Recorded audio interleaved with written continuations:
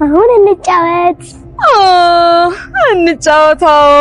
አሁን እንጫወታለን። አንቺ እዚህ ጋር ቁጭ ትያለሽ። እኔ እፈራለሁ።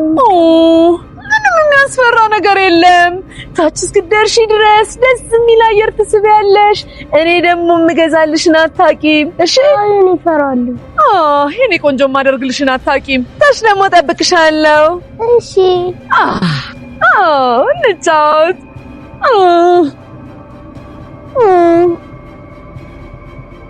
ምንድነው የምትገዢልኝ? እሱ ሰርፕራይዝ ነው የማደርግሽ። እሺ? አሁን እንጫወት። አሁን ታች ስትወርጂ የምገዛልሽን አታውቂም። እሺ?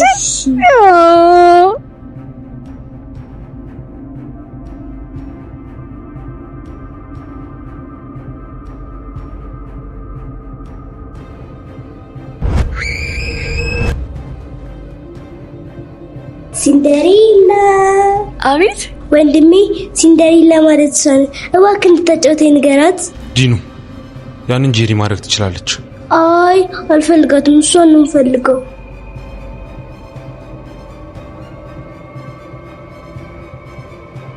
ቤሌን እህቴን አጫውቻት። እሺ ነይ።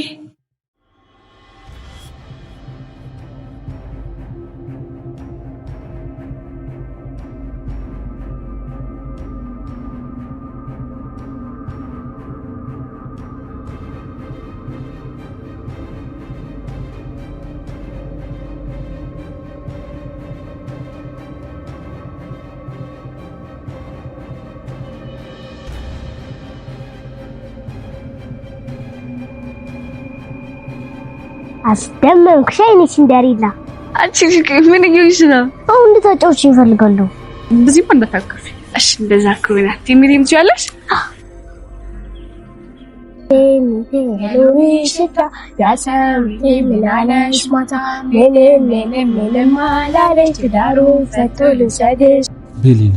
ቤሌን ማለት ሲንደሪላ ናት አይደል?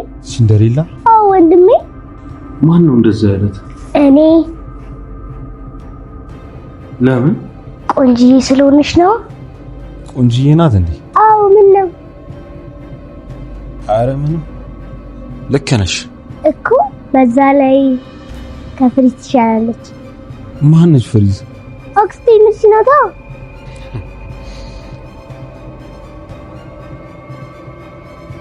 የኔ ሲንደሪላ፣ ወንድሜ ሲፈልግሽና ስላንቺ ሲያወራኝ ነበር።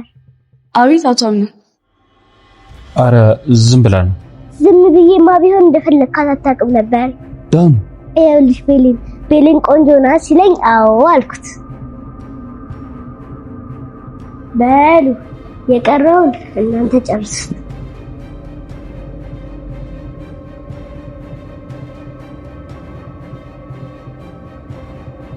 ሕፃኗ ልጅ ገና ወደዛ ቤት ውስጥ እንደተቀላቀለች ከአክስቷ ጋር ትልቅ ጸብ ውስጥ ይገቡና እልህ ተያይዘው አክስትየው እሷን ለመጉዳት ስትል የቤቱ መጨረሻ ፎቅ በረንዳው ላይ ታስቀምጣትና ወደ ታች የምትወድቅ ከሆነ ከረሜላ እንደምትሰጣትና ሽልማት እንዳላት እየነገረቻት ከዛ ላይ ባልታሰበ ሁኔታ ላይ ተወረውራታለች። እስቲ ይሄን ሁሉ በህልሟን ያሰበችው አላደረገችውም ብላችሁ የምታስቡ ብቻ ቪዲዮውን ላይክ እያደረጋችሁት ብዛታችሁን አሳዩኝ። ሌላው ክፍል 13 እየተጫነ ስለሆነ ኮሚኒቲ ፖስት ላይ ቀደም ብዬ ለእናንተ እንድለቅላችሁ ይህንን ቻናል ሰብስክራይብ በማድረግ የደውል ምልክቱን መጫናችሁን አትርሱ። ሌላው እንግዲህ እንደታሰበው ከሆነ ከአክስትየው ጋር የግል ጸብ ውስጥ ገብተው ያንዴ ስታበሽቃትና ብዙ ነገር ስታደርጋት አክስትየው በጣም ትናደዳለች፣ ከቁጥጥሯ ውጪም ይሆናል። ነገር ግን መጨረሻ አካባቢ ላይ ብዙዎቻችሁን ያስደነገጠ አንድ ነገር ተፈጥሯል። እንዴት ከዛ ቦታ ላይ ልትወረውራት ቻለች? በመጀመሪያ አክስትየው ምንም ያህል እንኳን እንደዛ ጎርታትና አሰቃይታት ቢሆንም ግን ከፎቅ ላይ ልትወረውርበት የምትችለው ምንም አይነት ምክንያት የላትም። ወደዚህ ቤት የተቀላቀሉት አብዛኞቹ ዘመዶች በጣም ጠላታቸውና የዚህ ቤትን ውድቀት የሚጠባበቁ ሰዎች ናቸው። አንደኛዋና ዋነኛዋ የሆነችው እዛ ቤት ውስጥ ለሐዘን እንደመጣች ወይንም ደግሞ በሁለተኛ ደረጃ ለሚስትነት እንደተመራጭ የገባችው ልጅ ከዚህ በፊት ከዛ ቤተሰብ ጋር በጣም ጥብቅ የሆነ ዝምድና እንዳላት አሳይታለች። ገና በልጅነቷ እናቷ ነበረ የሞተችባት። ታዲያ የእናቷ ሞት መንስኤ የዚህ ቤት ወይንም ደግሞ የዛ የዋናው የቀብራራው ልጅ እናት መሆኗን ጭምር አሳይታን ወዲያውኑ በትራስ አፍና እንደገደለቻት። ታዲያ ይሄን ሁሉ ያየችው ሜርሲ ወይንም ደግሞ አክስትየው ወዲያውኑ ታሳያትና ይሄን ሁሉ ወንጀልሽን በአንዴ ላጋለጠው የምችል ሰው ነኝ፣ ነገር ግን እኔ የምፈልገውን ነገር ነበር ያደረግሽው። ከዚህ በኋላ የምትፈልጊ ከሆነ እርዳታሽን እኔ ሁሌም ከጎንሽ ነኝ ትላታለች። በዚህ ሁኔታ ላይ አክስትየውም የዚህን ቤትን ውድቀት ከሚጠባበቁ ሰዎች አንዷ ሆነን አግኝተናታል። ነገር ግን ያቺም ሴትዮ እናቷን በመግደሏ ብቻ የምታበቃ አይደለችም። ድጋሚ እያንዳንዳቸውን ሰዎች እንደምትጨርሳቸውና ምክንያታቸውን ወይንም እጃቸው የእናቷ ሞት ላይ የነበሩትን ሰዎች እንዳለ ማጥፋት ትፈልጋለች። ቀጣዩ እርምጃዋ ይሄ ነው። በሌላ በኩል ጋሼም ሰውየውም ቢሆን እንግዲህ ድጋሚ ለሰርጉ እንደሚጠባበቅና በቅርቡ እንደሚጋቡ ሁለተኛ ተመራጯ ወይንም ደግሞ የሱን ሀብት ፈልጋ ያገባችው ልጅ አርግዤልሃለሁ የምትሏ እሷ እየተጠባበቀች ነው። ሌላኛዋ ሶስተኛዋ ደግሞ የምትፈልገው ነገር ቢኖር እሱን ማግባት ሳይሆን የቤተሰቡን ሙሉ ለሙሉ መበቀል ነው። የመጨረሻዋ ወይንም ሕፃኗ ልጅ ሲንደሬላ ብላ ስም ያወጣችላት ከቤቱ ቆንጆ ስለሆነች ነበረ ሲንደሬላ ብላ ስሟን ያወጣችላት። እሷ ግን ሰውየውንም ለማጥመድ የምትፈልገው ነገር አይደለም። እዛ ቤት ውስጥ የመጣችው ብቻ ኑሮን ለማሸነፍና ምንም ያህል ጊዜ ቢወስድባትም እዛ ቤት ውስጥ ካሸነፈች የራሷን ድል ለማጣጣም ብቻ ነበረ። ሰውየውም ቢሆን ግን እልህ ይዞታል። ከሷ ጋርም ፍቅር ሳይዞ አይቀርም። እያንዳንዱ ምክንያቶችና አጋጣሚዎች ግን ከሱ ጋር ያላትን ቅርበት እያራቀው እንጂ እያቀራረባቸው አይገኝም። ሕፃኗ ልጅ ከመጣች በኋላ ግን ይሄ ሁሉ ነገር ተቀይሯል። ገና ወደዛ ቤት ውስጥ እንደተቀላቀለች ማን ጠላቷ ማን ወዳጇ እንደሆነ ለይታለች። ሲንደሬላን ወደ ራሷ በደንብ አቅርባ መተዋወቅ ትፈልጋለች። ነገሩ ግን ተማሪ ስለሆነች እዛ ቤት ውስጥ መቆየትም አትችልም። ታዲያ በዚህ ሁኔታ ላይ ልጁና እሷ ሲያወሩ ግልጹን እያወሩ ባለበት ሰዓት ላይ ሲንደሬላ ስትመጣ እሱ ይፈልግሽ ነበረ እንደምታምሪም ደግሞ ነግሮኛል፣ በሎኔ ከመሃላችሁ ልጣ ብላ ምን ያህል የትልቅ ሰው ጭንቅላት እንዳላት አሳይታናለች። ይሄኛው እየቀጠለ መጥቷል። ነገር ግን ብዙዎቻችሁን የሚያስፈራው ነገር አለ። እውነት ቢሆንስ ከዛ ፎቅ ላይ የወረወረቻት? የመጀመሪያው ነገር ፎቁ በጣም ቅርብ ስለሆነ ምናልባት ስትወረውራት ተርፋ ከዛ ቦታ ላይ ራሷን ነቅጣና ካንኪም ቤት ብዙ ነገር ትንክብካቤ ከተደረገላት በኋላ ስትነቃ ማን እንደወረወራት የምትናገር ይሆናል። ያኔ አክስትየው እስከ መጨረሻው ድረስ የሚያበቃላትም ይሆናል። እዛው ቤት ውስጥ ተንኮል የሚሰሩት ጠላቶች እንዳለ እርስ በርስ እየተዋወቁ መጥተዋል። አክስትየው ሁለተኛዋና አሁን እንደናተ ልሆንልህ ፈልጋለሁ የምትለዋ ራሱ አሁንም አስተማማኝ አይደለችም። በመጀመሪያ ደረጃ ወንድምየው ወይንም ደግሞ የዛ ቤት ልጅ እናቱ የሞተችበት እሷን አምኗትና ከዚህ በኋላ ድርጅቱንም እሷ ማስተዳደር እንደምትችል እየፈቀደላት ነው። እሷም ቢሆን ግን ሁለተኛ ሚስት ተብየዋን ካገኘቻት በኋላ ስራ እንደምትቀጠርም እየነገረቻት፣ ነገር ግን እቺ ሜርሲ ተብየዋን አክስትየዋን ከዚህ ማጥፋት አለብሽ ብላ ትነግራታለች። ይሄ ለፈተና ይሆን ወይንስ የምር አክስትየው ከዚህ ቤት እንድትጠፋላት ትፈልጋለች? አሁንም ቢሆን ግልጽ የሆነ ነገር የለም። እዛ ቤት ውስጥ አብዛኛው ጠላቶች ናቸው የገቡት። ጥሩ ሰው የሚባሉት ሰራተኛዋና አሁን ላይ ያለችውን ሲንደሬላን ነው። ሌላው ወንዱ ባለቤታቸው።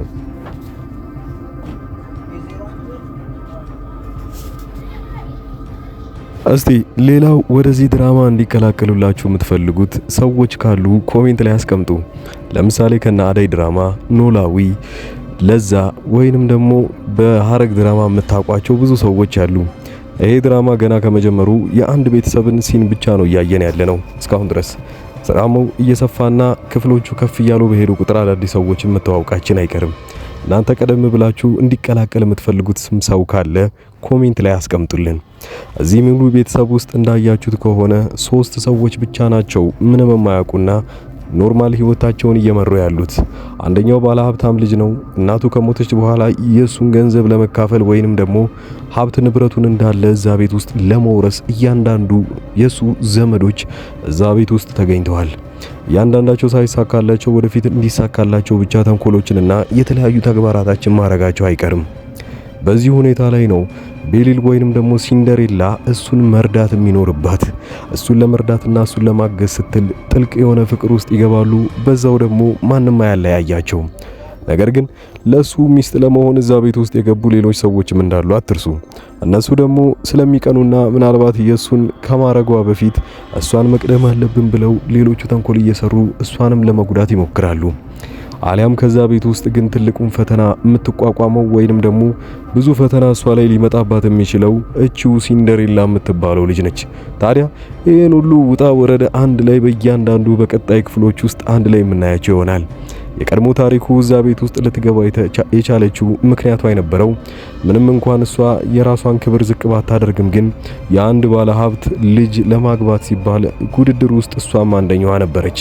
በመሃል ግን እሷ ለውድድሩ ምንም አይነት ምክንያት እንደሌላትና ብዙም ቦታ እንዳልሰጠችው የሚያሳየው ሌሎቹ በሰዓታቸው ተገኝተው እየተመረጡ ባለበት ሰዓት ላይ እሷ ግን በሰዓቱ አልተገኘችም። እንደመጣችም ሰውየው እልህ ይዘውና እንዴት የኔን ክብር ትፈታተናለች ብሎ በጥፊ ይላታል። ከዛ በኋላ ግን ትኩረቱ እሷ ጋር ብቻ ሆኗል። ነገር ግን ትኩረቱ እሷ ጋር ይሁን እንጂ ከሁለተኛዋ ብልጥ ከሆነችው ሴትዮ ታረግዝለትና ልጃችን አለ ከዚህ በኋላ የትም መሄድ አትችልም አይነት ኬዝ ነበር ስታሳየው የነበረው። እርግዝናዋ ውሸት ሊሆን ይችላል። ነገር ግን እውነት ሆኖ ከተገኘ ያቺ ሁለተኛ ተመራጭ የነበረችው ሴት ለሷ አንድ ተንኮል እንዳሰበችላት ያስታውቃል። እርጉዝ ነኝ ምናምን ብላ ስታወራላት ነገሩን ሳቅ ብላ እያዳመጠቻት ነበረ። ያ ማለት እንግዲህ ሌላ በቀሏን ምናልባት የሱን ልጅ በመንጠቅ ይሆናል ብላ ልታስብ ትችላለች። ሰውየው ግን ልጁን ለመበቀል ዝግጁ ባይሆንም ግን ክፉ ነገር እስካሁን ድረስ አላሰበባትም። እሷም በስነ ስርዓት ልጇ እንዲወለድ እንጂ የሱ ክብር እንዲዝቅ እንዲልበትም አልፈለገም። እስካሁን ድረስ ግን ላደረገው ነገር ሁሉ እየቆጨው እንኳን እየተገኘ መጥቷል። ድራማውን የወደዳችሁትና ቀጣዩ ክፍሎች ላይ ምን ይፈጠራል ብላችሁ የምትገምቱትን የራሳችሁን ኮሜንት ላይ ያስቀመጣችሁልኝ። ሌላው እንዲስተካከለላችሁ የምትፈልጉትንም ነገር እንደዚሁ ኮሜንት ማድረጋችሁን አትርሱ። ከብዛት አንፃር ብዙዎቻችሁ ከምትሰጧቸው አስተያየት በደንብ ይስተካከላል እና ሌላው እንደዚሁ እንዲሰራላችሁ የምትፈልጉት ድራማ ካለ ኮሜንት ላይ አስቀምጡልኝ። በቀጣይ ክፍል እስክንገናኝ ድረስ ቻናሉን ሰብስክራይብ ማድረጋችሁን አትርሱ። መልካም ጊዜ